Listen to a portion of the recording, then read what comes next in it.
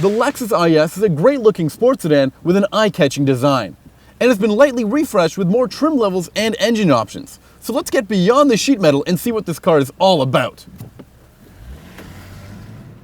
Have you ever felt? Damn.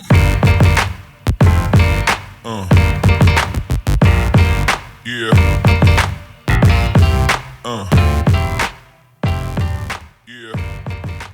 Always playing catch-up to German sports sedans like the Mercedes C-Class and BMW 3 Series, the Lexus IS now has a few more trim levels and engine options to make it a little bit more acceptable.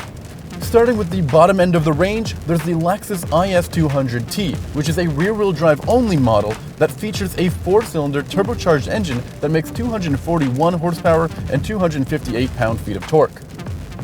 On the other end of the spectrum is the Lexus IS 350, which features a 3.5-liter V6 engine that makes 306 horsepower and 277 pound-feet of torque.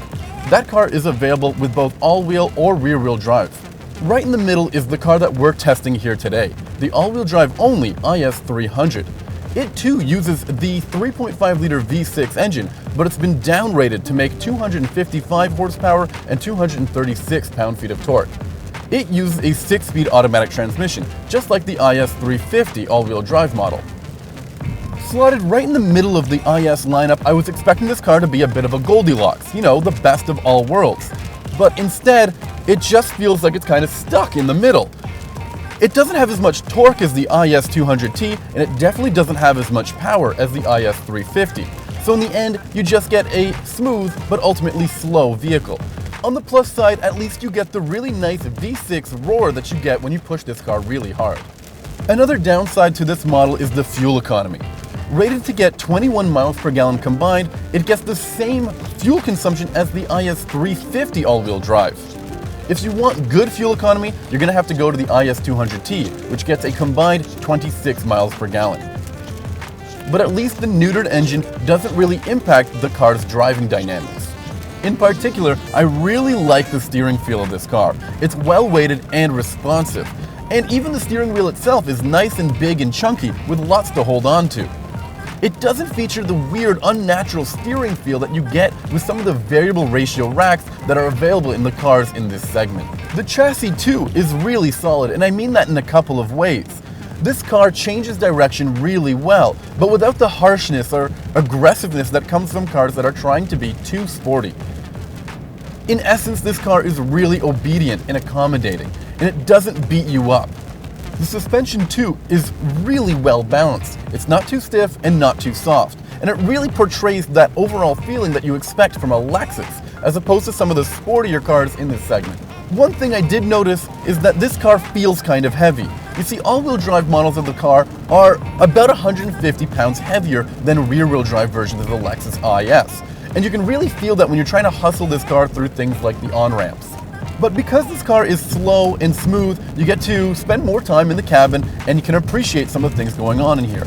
In particular, the quality and fit and finish of this car are fantastic. But the interior design is a little all over the place. It's best described as expressive, just like the exterior of this vehicle. As a result, there's some weird angles and really strange design decisions that I just can't wrap my head around. Look at the way the vents pop out of the dash, or the way that the infotainment system is pushed all the way in the back. I just don't get it. It makes this car kind of quirky.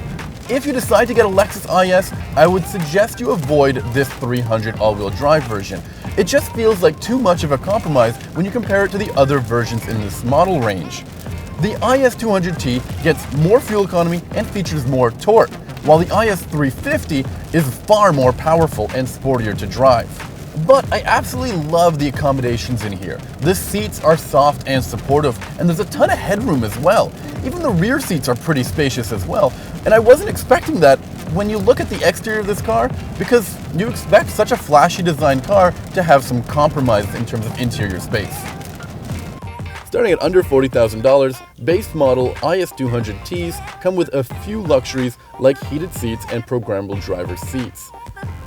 But there's a lot of safety features included as standard equipment. like pre-collision warning system, a lane departure alert system with steering assist, automatic high beams, and adaptive cruise control.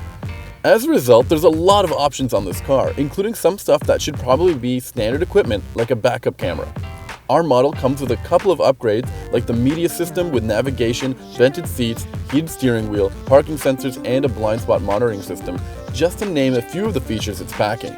Priced at $48,170, it keeps things fairly affordable at under $50,000. So why would you buy this car instead of the sports sedan staples like the BMW 3 Series and Mercedes C-Class? Well, this car features an eye-catching design as well as that stereotypical Lexus reliability and quality. It's also pretty smooth and comfortable, if a little slow. So if you don't want to spend all that money on a German luxury sedan, this is a very good alternative.